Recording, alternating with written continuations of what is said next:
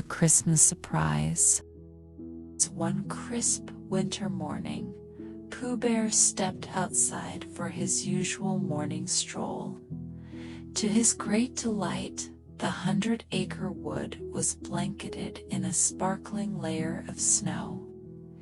It stretched in every direction, soft and inviting, like a great white quilt. Pooh Bear couldn't help but smile as he took his first steps into the snow, leaving neat little paw prints behind him. With every step, he began humming a cheerful winter tune, one he was sure would catch on if he sang it enough. As he walked in circles, admiring the patterns his paw prints made, something caught his attention. Another set of paw prints crossing his own.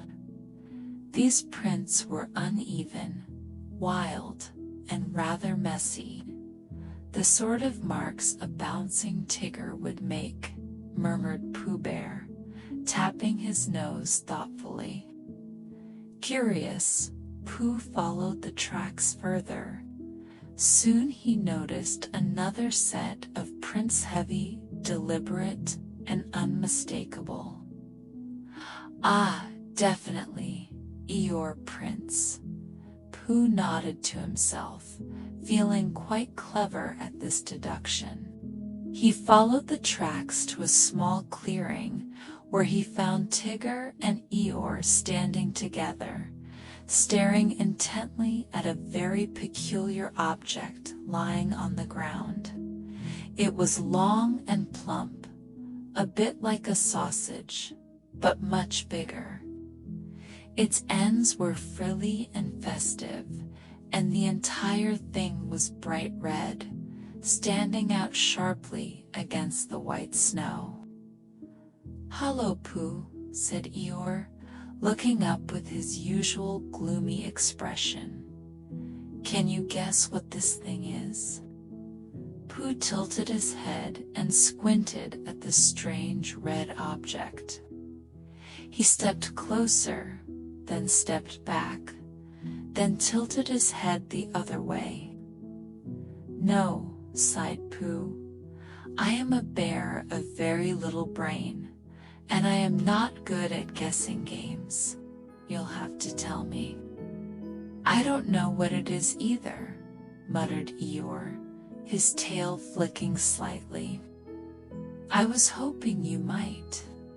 Meanwhile, Tigger was bouncing around the red object in enormous, exaggerated leaps. With every bounce, the snow around the object puffed up in little clouds. "It doesn't move," Tigger announced at last, pausing mid-bounce. "If I were bounced over by a Tigger, I think I'd move. So this thing, it's definitely not alive." "Perhaps it's not an alive kind of thing," said Eeyore thoughtfully, "so it can't move." As they pondered, along came Piglet, shuffling through the snow with careful, tiny steps. Behind him were Conga, Roo, and Rabbit, who was muttering something about how cold it was and how he should have stayed in his burrow. When they saw the strange red thing, they stopped in their tracks. "What is that?" asked Piglet, his voice a little high-pitched with curiosity and perhaps just a smidgen of nervousness. "That," replied Pooh, "is what we are trying to figure out." They all gathered around the object, each offering a different idea of what it might be. The chatter grew louder and louder until it woke Owl, who had been napping in a nearby tree. With a great fluttering of wings, Owl swooped down to join the group. "What's all this noise?" he hooted crossly. "Some of us are trying to enjoy a peaceful winter's nap." Owl, said Pooh earnestly. "Do you know what this strange thing is?" Owl tilted his head, adjusted his glasses, which weren't really necessary but made him feel important, and inspected the object. He didn't want to leave before solving the mystery, but he couldn't stop thinking about honey. Perhaps, just perhaps, there might be some honey involved with this strange red thing. "Let's ask Christopher Robin," Pooh suggested. The idea was met with great enthusiasm, and soon the friends were flip-flopping through the snow, leaving a delightful trail of mixed paw prints. After a while, they saw Christopher Robin coming towards them, bundled up warmly in a scarf and coat, his boots leaving zigzagging patterns in the snow. "Christopher Robin," called Pooh, "what is that big red thing?" Christopher Robin smiled broadly. "It's a surprise for all of you." The friends exchanged excited glances. "What's a Christmas cracker?" asked Roo, bouncing eagerly. Christopher Robin explained that a Christmas cracker was something you pulled apart, like a tug-of-war, and inside there would be a surprise. "But don't worry," he added quickly, noticing Roo's worried expression. "This one won't go bang. I didn't put a banger in it."